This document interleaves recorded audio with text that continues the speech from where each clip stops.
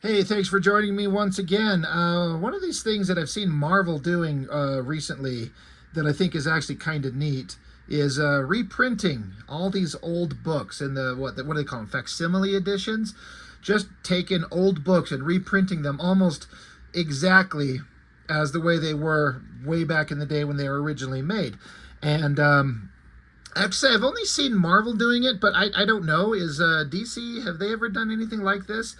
Or is this kind of a uniquely exclusive Marvel thing? I've just seen a couple of them. Like, I haven't been like tracking them or following them to see all the different ones that they do. I just periodically see people offering up to, like, showing online that they have them or offering up to sell them, which is where I got this one from. I was on that Facebook page and somebody had this, and I was like, I absolutely want to have this one. I have seen this cover and I've heard of this story, and I know the basic story for years, but I've never actually got to see the actual book.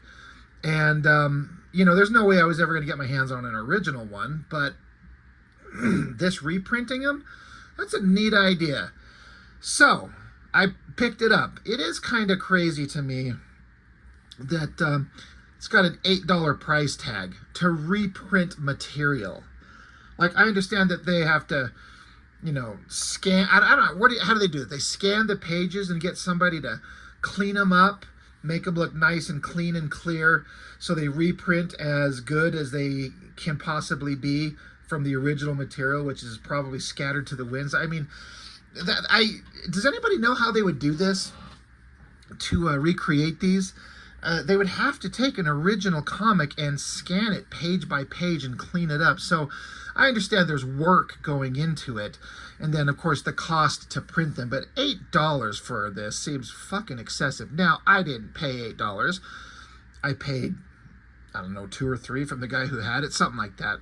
So no skin off my ass. But anyway, that aside, I think it's kind of neat, and gives me the opportunity to finally see how these books read and what the kind of the particulars of the story were.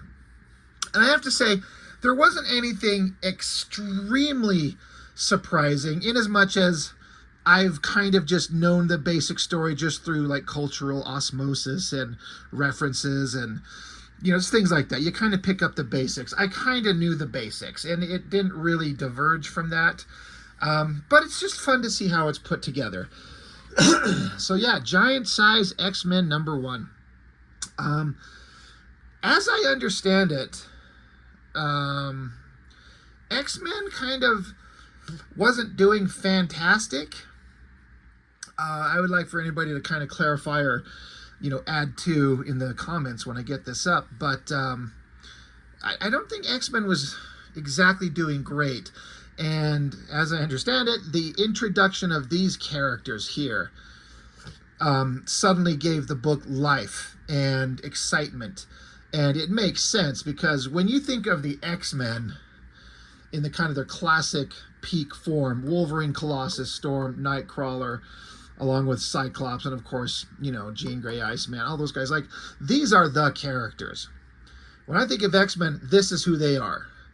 And, a lot of modern day creators in modern years have tried to add something new, but with very limited kind of success. What's the last new member of X-Men that's really caught on in a big way?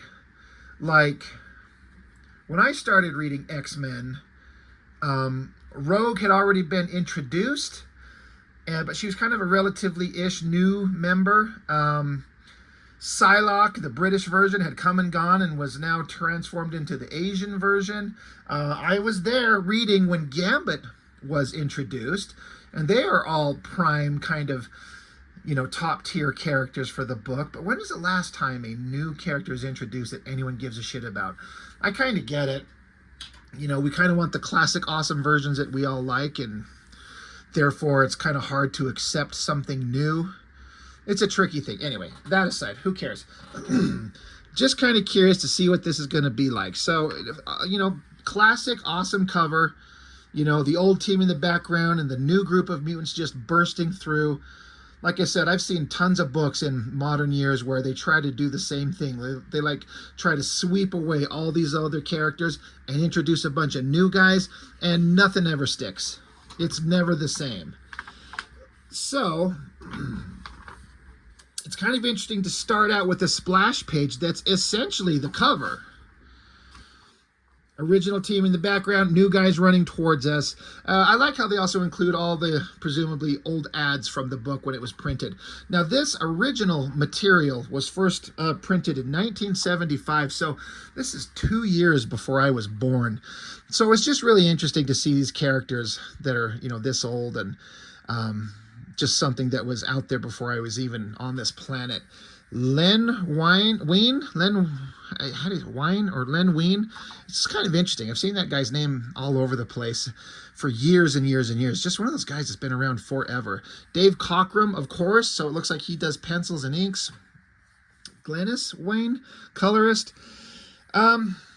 So, having read this, it's one of those books, how do I put it? It's like it's certainly a product of its time, meaning the way the story is told, the presentation of the material is very much of its era. I mean, this is 1975, so this is made by people who were probably born in the mid-50s. And so to put them at 20, if you're born in 1955 and this book is printed in 1975, then you're only a 20-year-old when this book is made. And that's being kind of generous. I don't know if anyone was 20 years old working for Marvel at this era. What I'm getting at is, like, just think about kind of the storytelling sensibilities and characterizations and that type of stuff that exist in comics when you're born that long ago, and to the point where in 75 now you're creating this material. I'm just kind of trying to...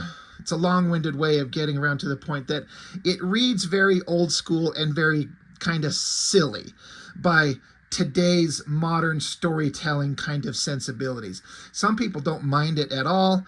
I mean, I get it. It fits. It's of its era. It makes sense.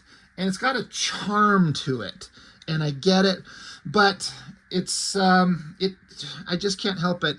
Like, storytelling that is not so... I don't know. They rush through things. They cram a lot of information and story into a few short pages. And yeah, it gets a lot of information in there, but there's a lot of opportunity for drama and to, like, slow down for a minute and kind of live with the characters for a moment that you don't get when we're just kind of zipping through everything really quick. But at the time, no one thought about it that way. This worked just perfectly as it was. But I hope this all kind of makes sense what I'm trying to get at. I'm not saying anything negative about it. It's just interesting to see how storytelling and sensibilities have changed drastically from this era to the stuff that we would read now. It kind of feels a little silly by modern sensibilities, but that's okay.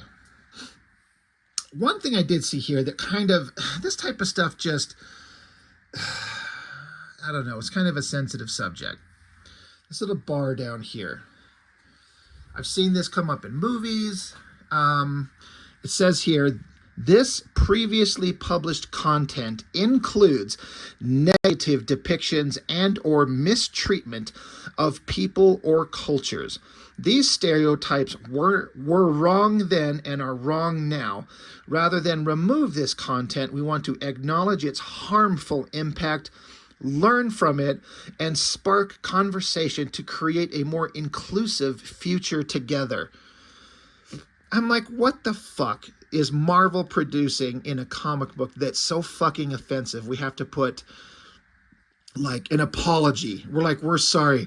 There's cultural insensitivities in here for all the people who just can't handle it.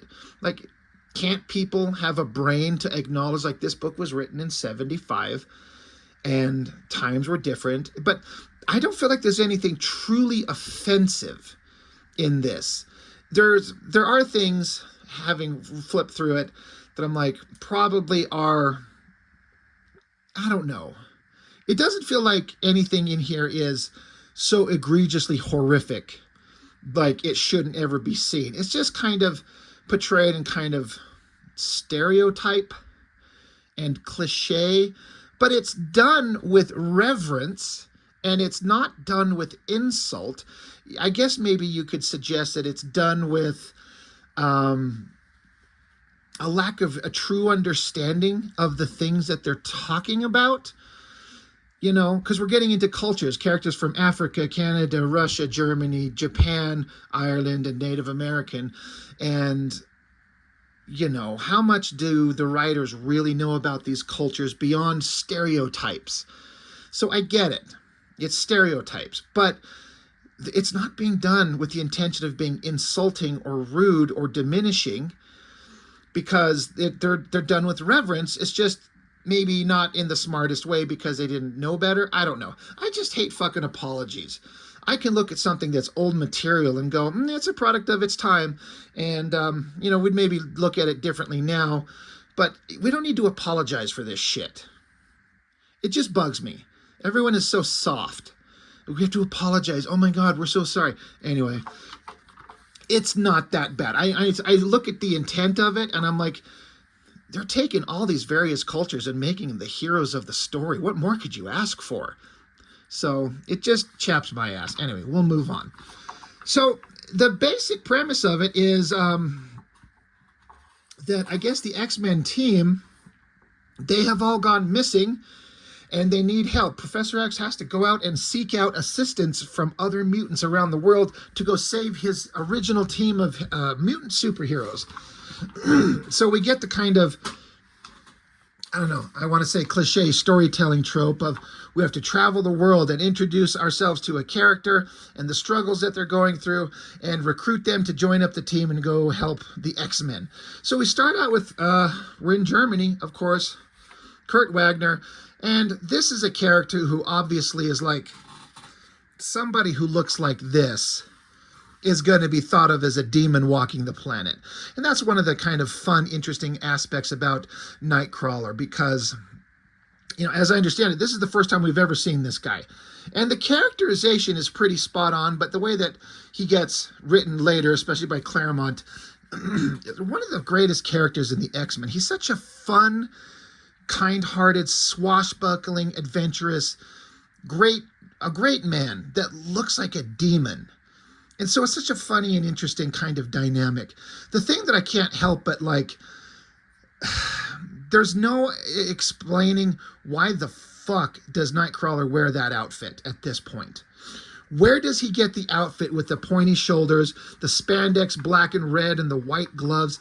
I know that he was supposed to be in the Munich circus or something like that, right? And maybe it's a circus performer's outfit, and maybe that's where he got it.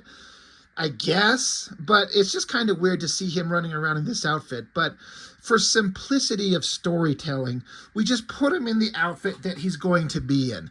It would just seem to make more sense to have him wearing like ragged clothes or civilian clothes, and he's still being chased. And by the time he hooks up with the X-Men, the professor hooks him up with an outfit. It just doesn't make sense. I'm overthinking it. One thing I do have to say, also, whenever I've seen these old comics reprinted on modern, like glossy paper and hyper clear printing methods for the coloring, I usually don't like the reproductions of the colors because there's something that looked so much more interesting to me on old newsprint. I've said that so often. Newsprint just looked so much better. But I have to say, for some reason, some way, somehow, in this one, I kind of like the way the colors and everything are being reproduced here. They're bright and vibrant, of course, but it doesn't clash in a way that just, I think, doesn't work as well. I've seen a lot of reprints of stuff, and the coloring, the modern printing techniques did not work with the coloring. But this one actually kind of works. It all looks really good. So I was kind of shocked at how much, how visually interesting and how good it looks. But anyway, back to the story. Of course, a bunch of civilians are trying to chase Nightcrawler because he looks like a monster. They've got to stop him. And, of course, he has to fight his way out of it. So, you know, we all know the story of Nightcrawler. The poor guy, he's getting chased around, and no one's ever going to accept him. It looks like they're going to put a freaking spike, like literally like a spike and a hammer through his chest. But then suddenly everyone freezes and just stops. And Professor X rolls in. He's like, hey, I did this, and I need your help. I have something very important that I need done, a school for mutants, and you would do good to join me. It's kind of funny, this panel in the background, all the civilians are frozen in place. The way the coloring's done, like, it looks like they're on fire. I mean, look at that.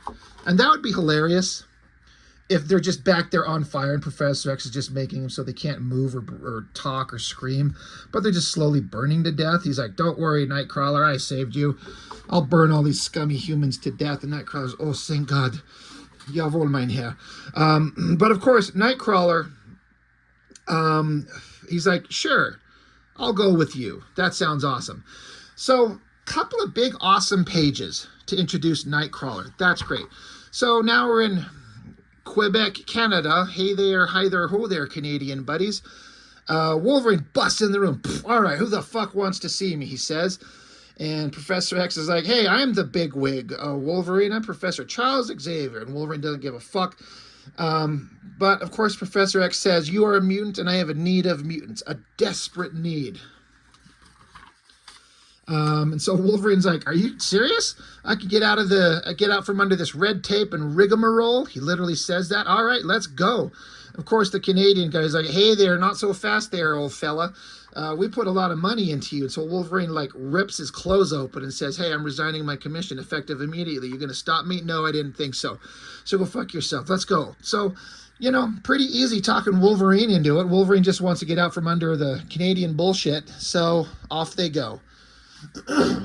So far, nothing offensive, right?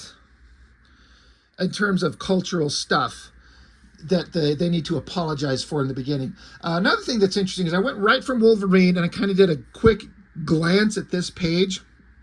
And my eye immediately went to the Storm character here. And then I kind of kept reading it, and as I got going, I'm like, wait, what happened to... Two panels at the top of this page are all that's dedicated to it having Banshee, Sean Cassidy. Two panels is all Banshee gets. I guess Banshee's at the Grand Ole Opry in Nashville, Tennessee, which is weird. He's like, Begorra, 'tis Professor X himself now. And so it says, Banshee, I must talk with you. And then it says, shortly, in the Banshee's shabby quarters, he's like, oh, so that's it, that's the story. Then sure, I'll help ye, Professor. 'Twill be nice to tread the straight and narrow for a change. Has Banshee ever been introduced before? I mean, is this a character that's been, like, was he like a villain introduced in X-Men one time?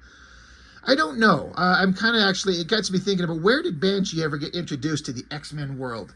But it's funny that he gets two whole fucking panels. That's all he gets. Now we get Storm. Now, you know she's going to get a lot of space because, one, she's standing around, she's mostly naked. This is part of the story where kind of the characterization, not the characterization, but like the implication of what the character is and what she's doing at the time kind of seems weird. You know, they're in Kenya, and they're atop some lonely knoll, it says there. There stands a great stone portal. Blah, blah, blah. Anyways, the Storm goddess comes, and she's there, and she's like a goddess that everyone worships.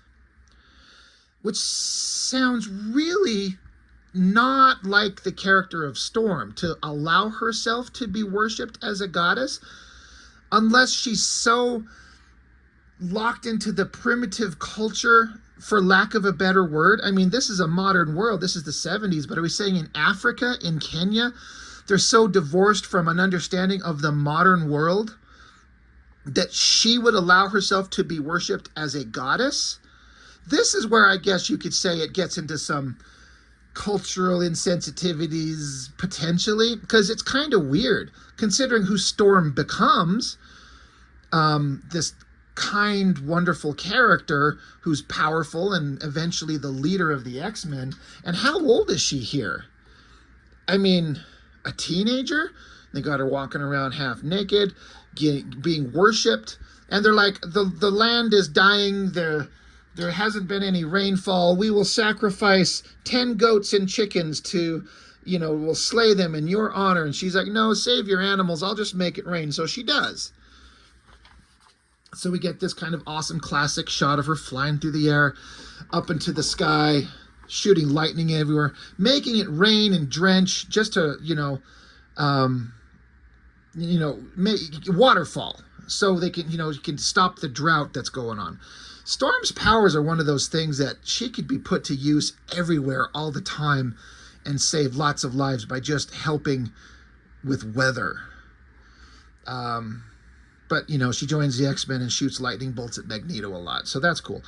But then eventually Professor X shows up and she's like, who is this bald half-rolling man that comes to me and asks for my help and let me cover up my titties? And he's like, you're a mutant, you're powerful, you should come with me. The world I'm going to introduce you to it's not awesome, it's kind of horrible, but you can do some real good. And she says, you present a most peculiar argument, yet I sense a deep sincerity in your words. All right, I will come with you. Perhaps the time has come for me to leave the nest at last. So it just seems kind of weird. It's kind of silly that Storm is just hanging out half naked in Africa, and then Professor X shows up and takes her away. It would seem like if she has such a lack of understanding of the modern world in any way, it would be a really big kind of cultural shift for her to have to understand. I don't know. I mean, does it make sense what I'm saying? I hope it kind of comes across what I'm kind of implying. It just is weird for her to be worshipped as a goddess. It's just weird. Anyway, so she gets several pages, beautifully drawn. And just like Banshee, we get Osaka, Japan. Two old acquaintances share tea in the splendid garden of Shiro Yoshida. Sunfire gets 2 panels, and that's it. Has Sunfire already been introduced in the comic? I want to say like he must be, because it says they're 2 old acquaintances. And Professor X is saying, I know your feelings toward the Western world.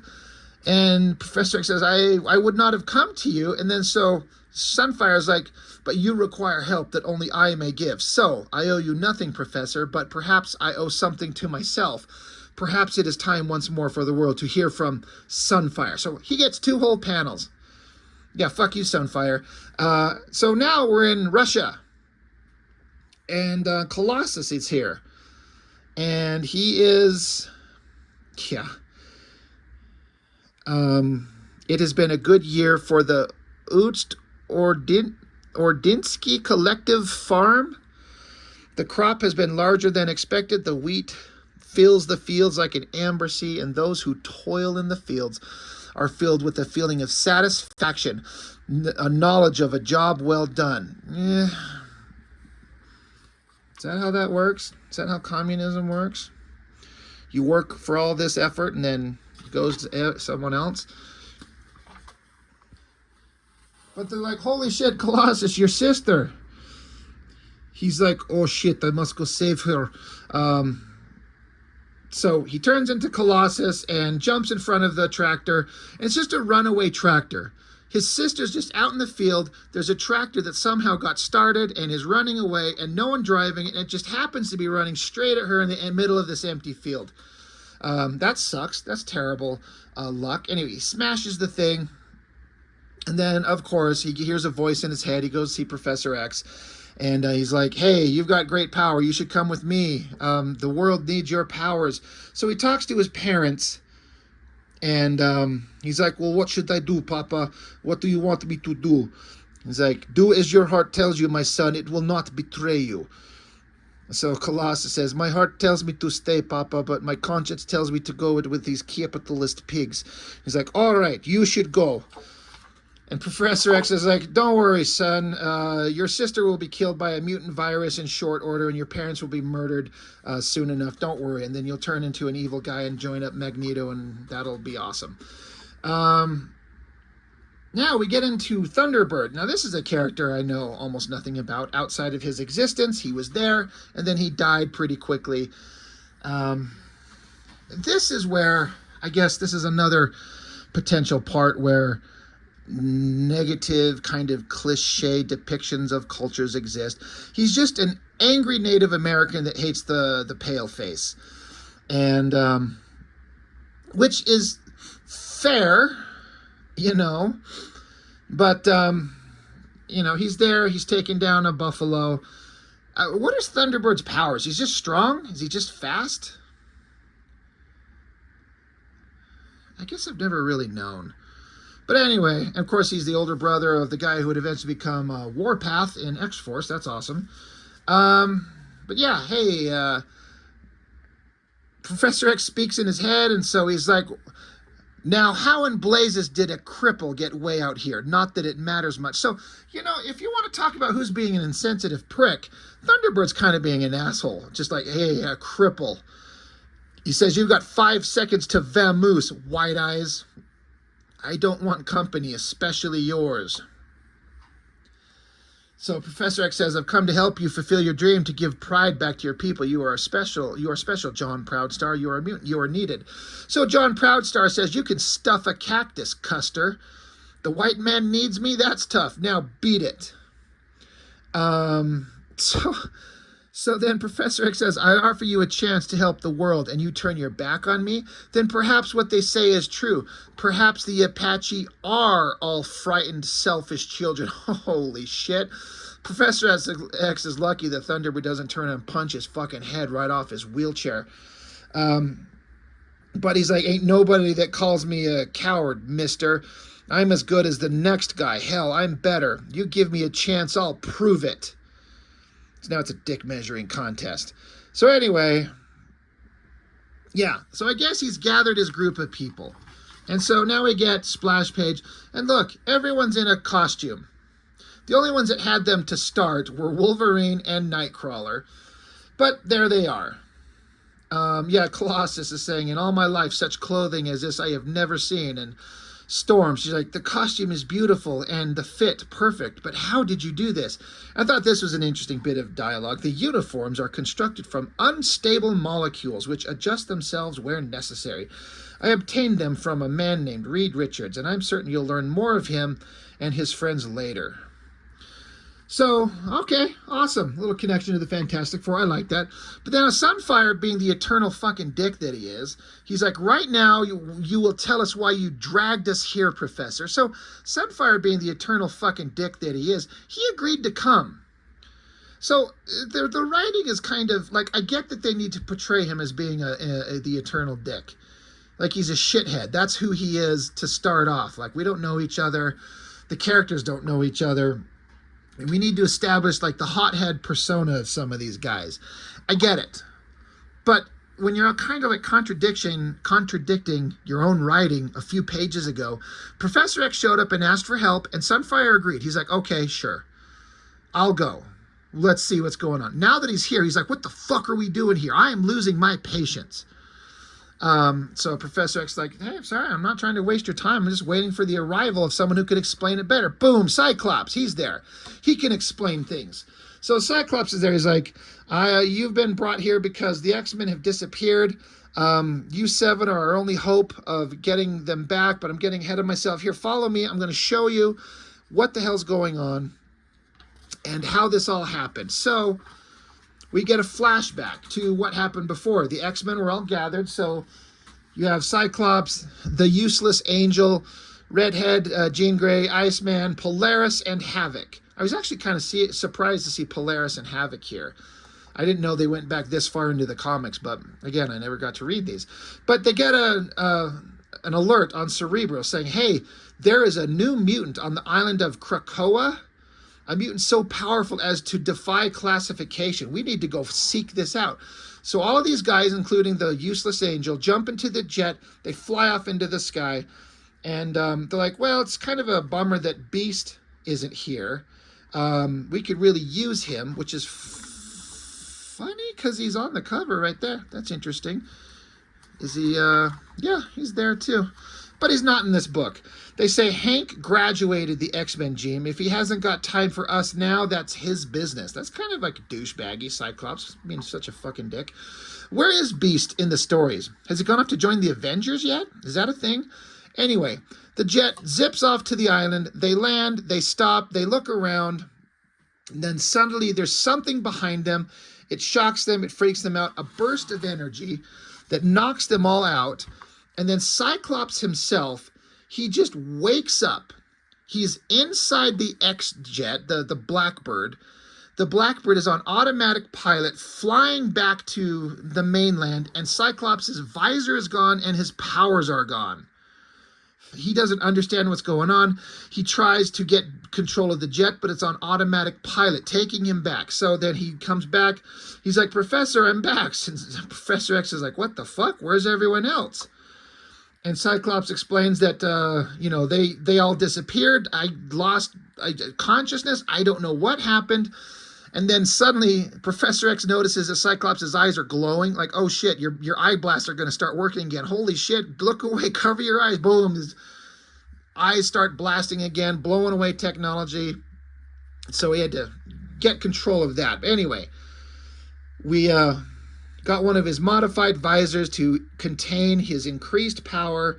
And then he left me to retrain myself while he went in search of you. Okay, great. So now that you're here, we need to go find the original X-Men and the mutant that defeated us. And of course, eternal douchebag Sunfire, he's like, incorrect, Cyclops. Now you go back to Krakoa, not I. I will have no part in this fool's errand. What the fuck did you show up for, Sunfire, you shitface?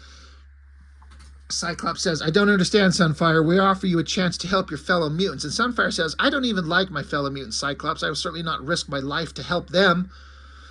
So Cyclops says, fine, then fuck off. Just get lost. We got other things to do. We got a job to do. So they take off in the jet. They're flying away. And Storm's kind of like, man, this group of X-Men, this kind of thing kind of sucks. And fucking Thunderbird, he's like, maybe you didn't notice, sister, but this group ain't exactly a mutual admiration society. Again, it's just really cheesy writing, but it's of its era. So while they're flying away, suddenly someone's following him in the jet, and it's fucking Sunfire. And he says, you can open up the hatch, Cyclops, or do you expect me to fly all the way to Krakoa by myself? What?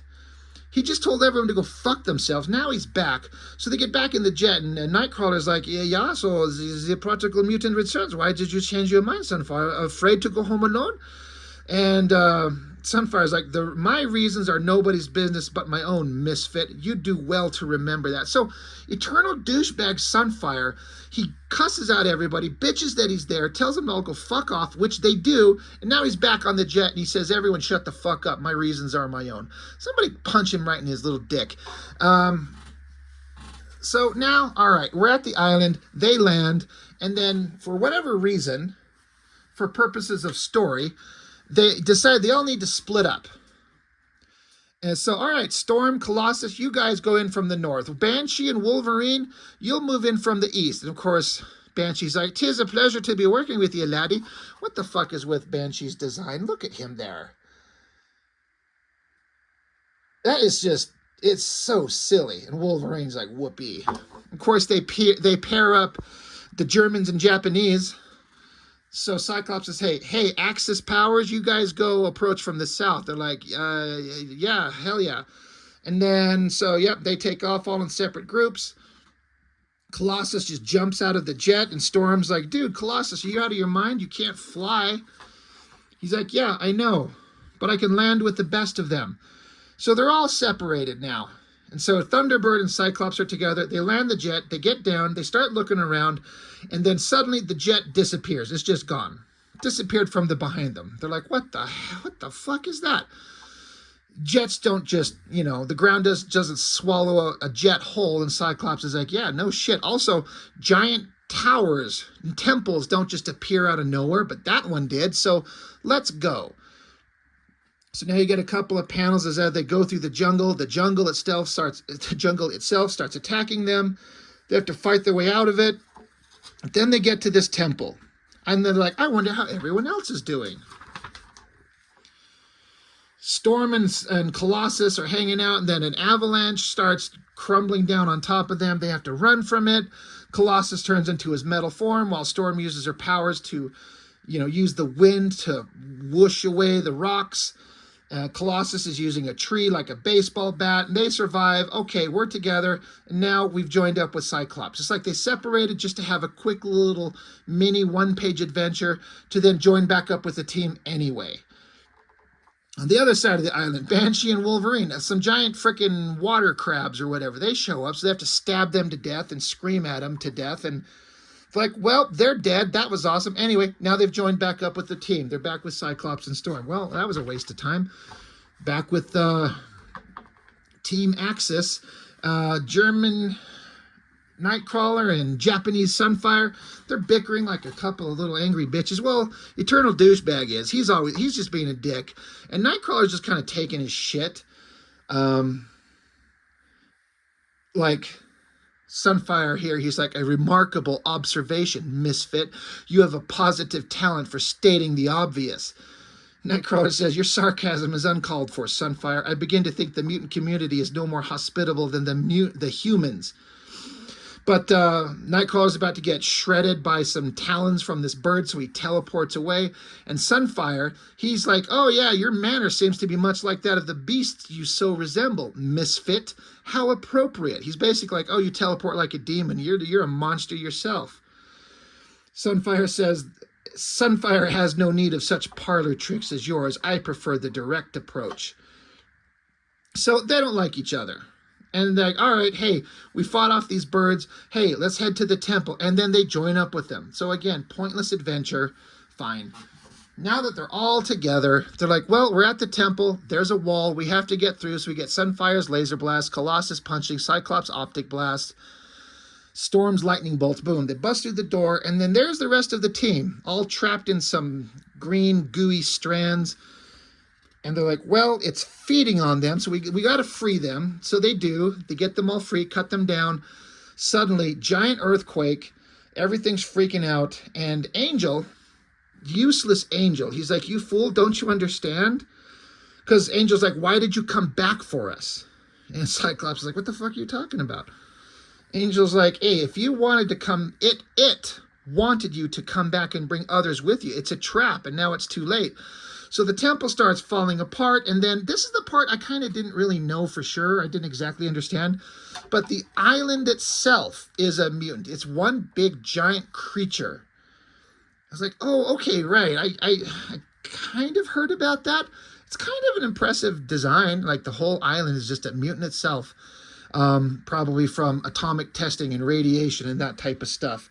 So it sucks off the energies, the life energies of mutants, and it's like, well, these few that I caught, it kind of, you know, feeds them.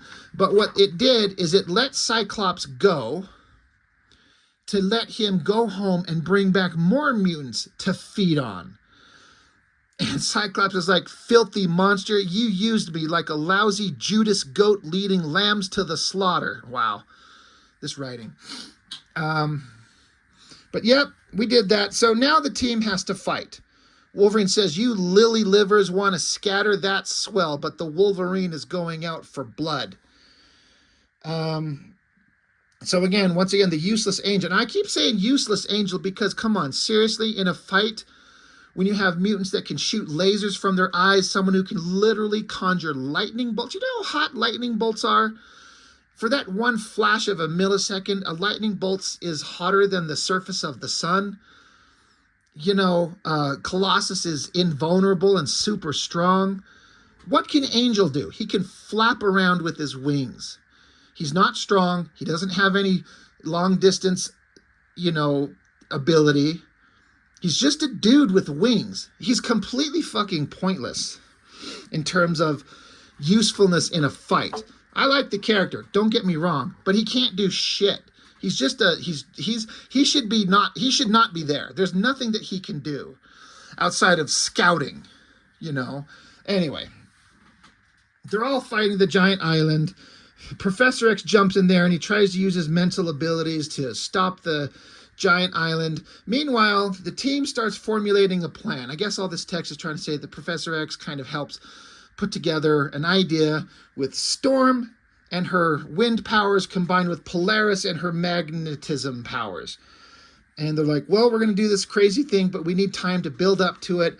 Havoc is like, dude, you can't let Lorna go to these kind of extremes. It's going to kill her. We have to stop her. And Cyclops is like, dude, we can't sacrifice the world for one woman. even if she is the woman you love. And Havoc's like, I swear to you, brother, or I swear to you, brother, or no, if she dies, dude, if she dies and the island succeeds, everyone dies. Havoc, like, I get it. It's manufactured comic book drama.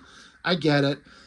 But after all of this back and forth, the team, combines their powers, specifically the magnetic powers of Lorna with Storm's powers, and they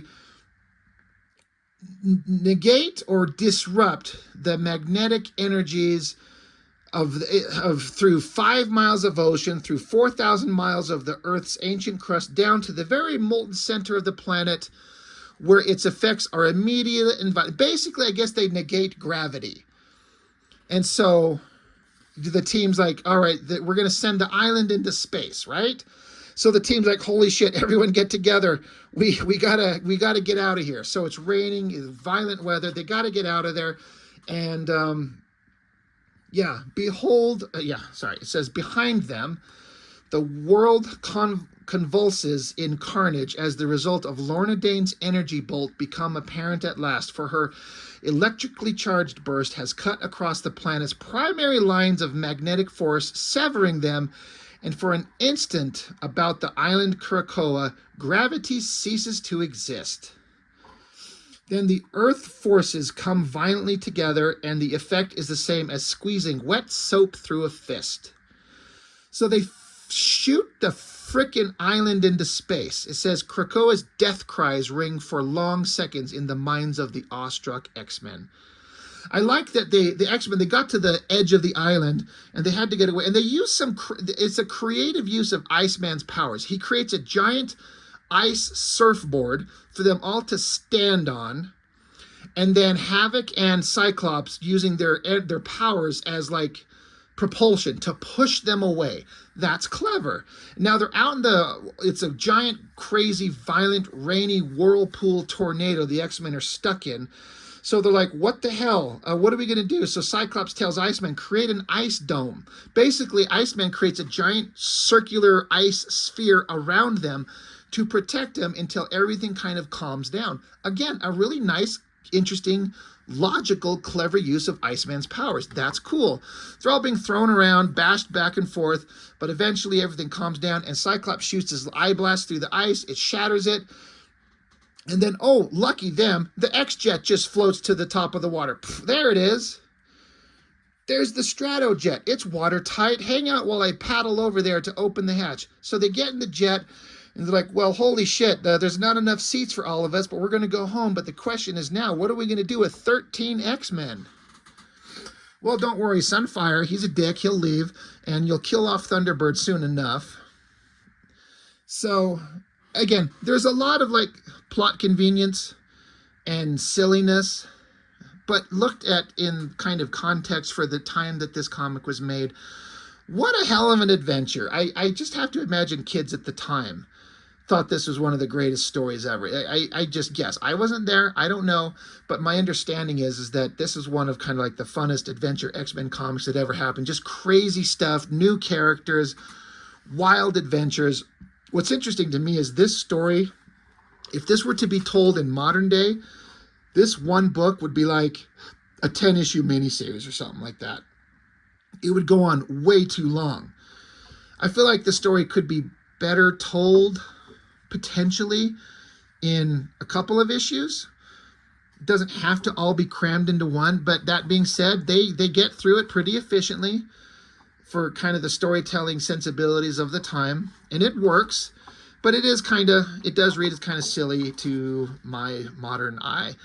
But that's fine. It's of its era, and it is what it is, and the success cannot be denied, right? X-Men were never the same with all these new characters that come to define who and what they are. So after that, there's some breakdown of a couple of the characters just to kind of like, hey, this is who Cyclops is. And the writing in some of this is really silly. Like, they're kind of explaining how Cyclops' optic blasts work. Scott's piercing brown eyes act as miniature yet ultra-effective solar batteries, storing up light, as do the plants about us. And in a process not unlike photosynthesis, they convert it into irresistible energy. Even while Psyche might doze off during a sunbathing session, a certain amount of light would penetrate his mutant eyelids. But if he accidentally opens those power-packed peepers, gangway. Like, this shit is silly. This is really silly. But the writing is just what it is for the time. Anyway, it just kind of goes on to explain his powers and how he can use them. They do the same thing with Iceman here. It's the way they render Iceman. I mean, they come a long ways from the way they kind of illustrate the characters. It's fine, but showing him kind of how he uses his powers. He can make weapons like an ice-formed boomerang, or ice shields, or an ice slide, or an ice ladder, or an ice mountain. Or he can make ice cubes at a party. Oh, he's so cool. Yeah, he's Iceman. He's awesome, right? And then you got Jean Grey, and she's got mental abilities. She can move things with her mind. She can open up locks. She can apparently run through fucking volcanoes. It literally says, I wanted to show you what a high-soaring speed demon I can become when the sparks start flying. Okay. She can lift herself up and down and float around, and she can also be hot and distract men. That's awesome. The end. So anyway, all that aside, it was just really fun to get to see. Again, never seen this before in its entirety, but getting to get this reproduction of it, it's fun. It's interesting to see how it's portrayed, and you know, introducing a whole slew of new characters that go on to become the primary awesome team of X-Men that we all know and love. It's fun. I'm glad I got my hands on this. It's fun to be able to get to see these. I'll never, again, like I said, I'll never get to see an original copy of this and get to flip through it and kind of dissect it. But reprinting it, that's awesome. And there's a lot more I'd actually like to see. I got to go start looking up to see what other versions of this exist out there. So, giant size X-Men #1. That's awesome. A lot of fun. Enjoyed seeing this. It was awesome. So I'd like to know what you guys think. Did any of you out there get to see this in real time? You have to be a bit older than me to have actually seen it off the shelf. So be curious to know what anyone else thinks of it. So that's all I've got for this one. Thanks for joining me as always. I really appreciate it. I'll see you next time.